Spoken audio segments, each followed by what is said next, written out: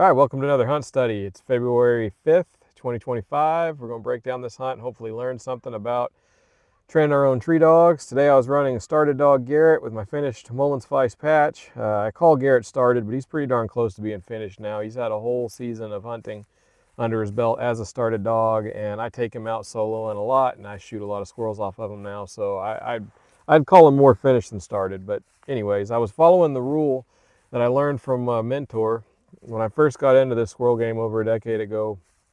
My buddy that's pretty much my mentor told me, when you're running a new pup with a finished dog, don't do it too much. He said follow the 3-to-1 rule, which is for every 3 hunts with a started dog, only let one of them be with a finished dog. That way your dog's definitely shaving time off of the learning curve by drafting off the experience of the older, more seasoned dog, but he's also getting 2 hunts for every 1 hunt with that dog to develop its own confidence and figure out its own ability to hunt. And that lesson right there has been very good to me over the years. I have seen quite a few dogs now that were bang up squirrel dogs on their own, but the moment you'd run them with a group of other dogs, they'd pack up and follow. And so I don't like doing that. When I'm training a new dog, I like the bulk of their work to be on their own. It was a very good day today. They treed, I didn't really count, 10 or so in about an hour. Saw a few of them, didn't get to shoot any of them out. Really want to do that. I only got 3 weeks left of the Arkansas squirrel season that I can shoot them out. I can go up, I can run them and train them without a gun up into mid-April, but I'd like to just get a few more shot out for Garrett just because.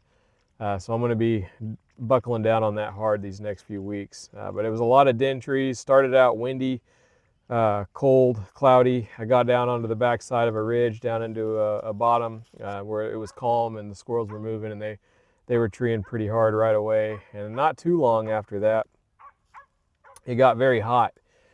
And it's really good that this area that I hunt out here is 2,000 acres of Corps of Engineer land on Lake Norfolk in Arkansas. And there's about half a dozen ponds on it.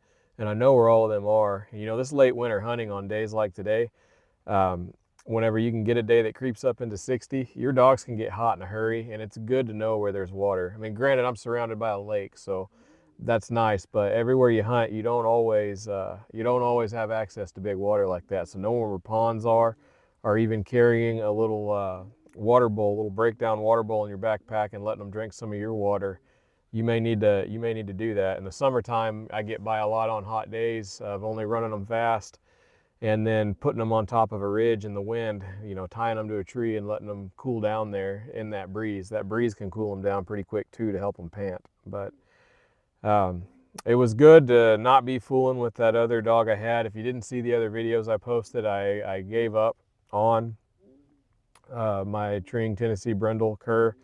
He's just developed a pattern of doing really good one day and then 4 or 5 days of just nonsense, just running around chasing and not putting things together. So I realized the other day when I was listening to him run around down the hill, not sticking on a tree, letting out random one barks here and there, that I had left my other started dog Garrett at home to try to nurture him along. And I'm basically at the expense of a dog that's showing me that he's ready to hunt. I was trying to put a lot of work into a dog that just wasn't. And that's the exact opposite of what I like to do. That's why I like to get multiple dogs, and the ones that are showing me that they got it, let's move on with those, and let's let the pet people have the dogs that aren't quite making it. So that was the hunt for today. Really good hunt. Hope to be back at it quite a bit more these next few weeks if the weather cooperates.